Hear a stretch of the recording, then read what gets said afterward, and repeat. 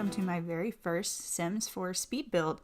If you've made it this far somehow, thanks a million, and I really hope that you like what I've put together for y'all. Today I'm building a small little cottage in Brindleton Bay in the hindquarter Hideaway section, which is those two little lots that are up in the corner. It's the one on the left. It's right next to the Dachshunds Creek lot, which I think is my favorite lot in The Sims. When I had this build in mind, I was kind of thinking of an elder sim that lived by herself, and she's got a dog, and so I kind of wanted to build something that was a little on the smaller side, really cute, really folksy and rustic, kind of just stuck back here in the woods a little bit, surrounded by trees and flowers, and just living her best life. So that's kind of what I had in mind while I was building this. Now, while I'm kind of getting the floor plan ready to go, I wanted to preface this by saying that I am not an expert in playing The Sims. I really just kind of do it for fun, but I really enjoy doing the speed builds, and I really enjoy just creating Sims and creating places for them to live. So I wanted to share that with you guys. I also want to preface this by saying that I'm playing this on the PS4, so if it's a little bit shaky and the camera's kind of moving around a little bit, just kind of bear with me. It's not the best way to play The Sims from what I've gathered, but my husband and I do not have a desktop, so we do have a PS4, and so this is what I've been stuck with. But I enjoy playing it on the PS4. It's not that big of a deal, but just be aware of that if I'm a little bit jerky or unaware of some of the controls. I also wanted to go ahead and say that I only have a few of the Sims expansion packs, so I don't have a ton to work with when it comes to building and making things look really cute. I do have Cats and Dogs and Parenthood.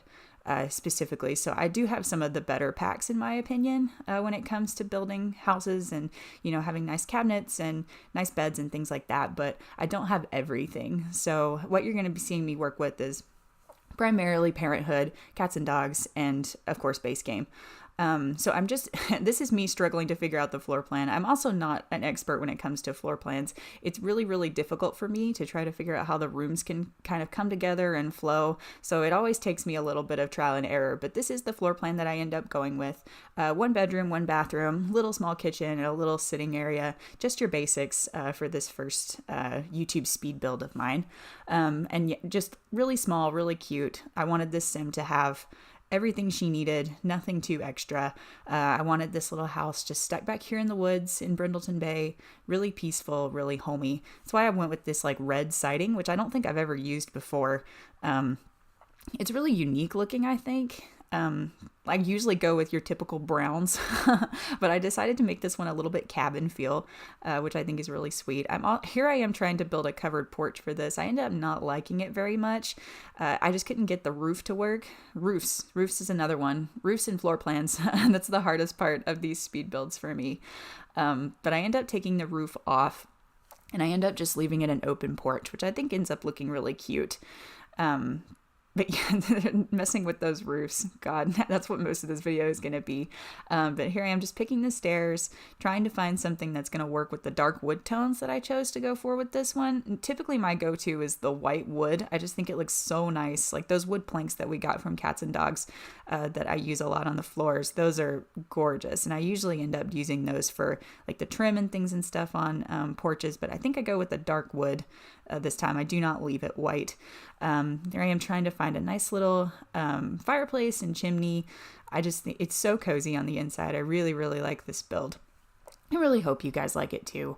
In the future, I hope to build larger builds and do like challenges and things like that. But I really wanted to start out with just something super duper simple just to kind of get my feet wet.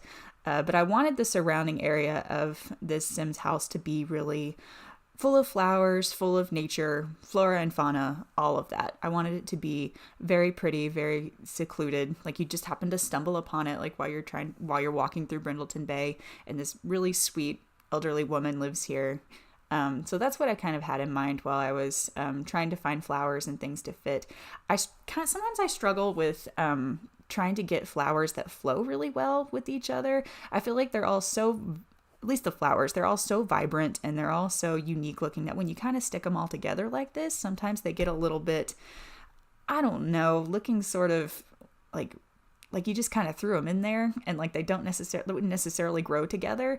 Is that something you all struggle with too? I hope I'm not the only one. Like, and whenever I try like shrubs, I don't know. It's just something that I noticed. But here I am sticking some little flowers and bushes and things in the corners just to try to make it look like she's gone through and planted these. And then I'm going to make her a little walkway up to her mailbox, and I'm going to surround it with like little rocks and flowers, and then I'm going to start placing the trees. Now, trees is also something that I've gotten better at placing trees and putting them in places where they look natural.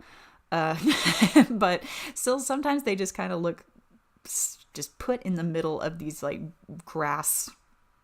barren grass lots. I don't know. I probably need to learn to play with the terrain tool a little bit more, and that might help. If you all have any tips for trees and how you place trees in worlds and make them look like they fit naturally, then be my guest. Go to the comments and give me some sort of feedback. But at least in Brindleton Bay, there's so many trees that like it's pretty easy to find stuff that works in this world.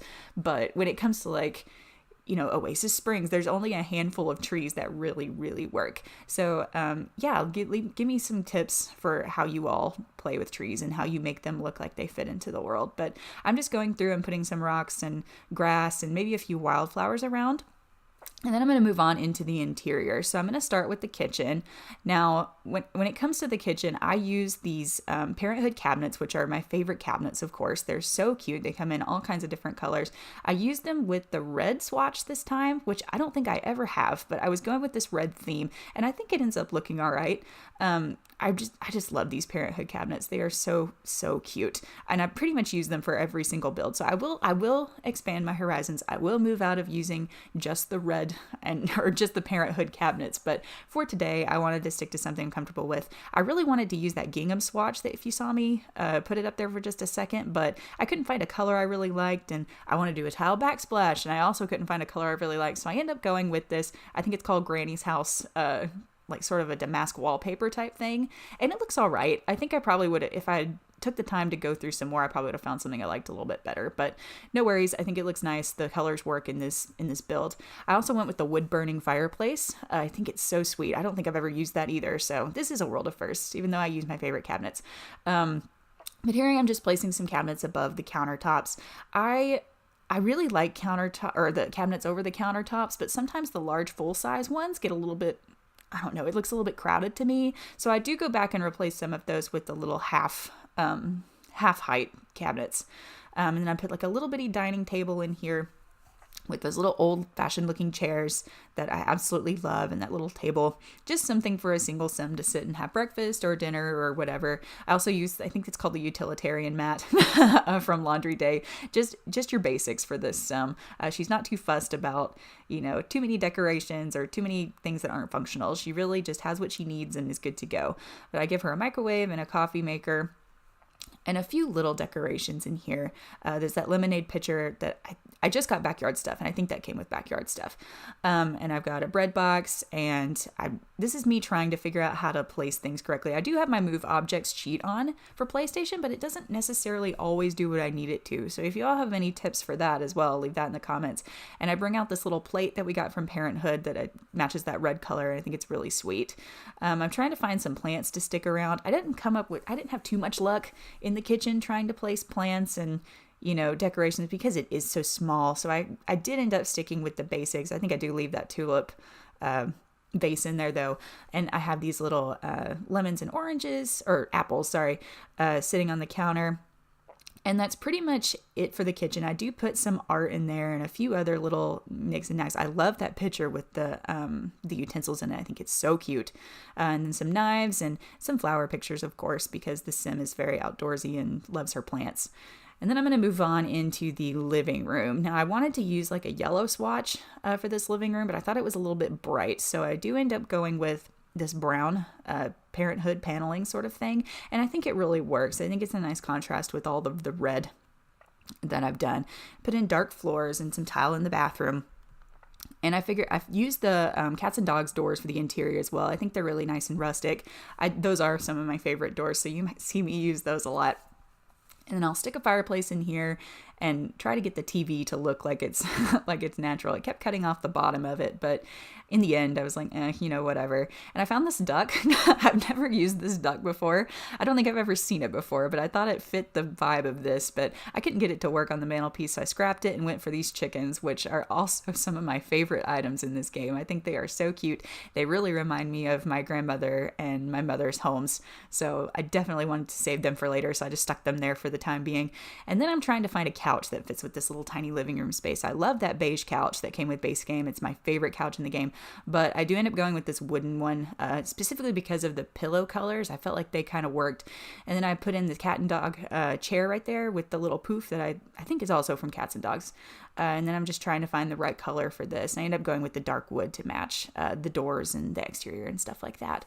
I think I scrapped the coffee table idea. I just made it a little bit too cramped in here. I probably should have made this build a little bit larger, come to think of it, but I think it works and I think it's really cozy. I tried to put everything in there that, your sim would need to, like books and things like that.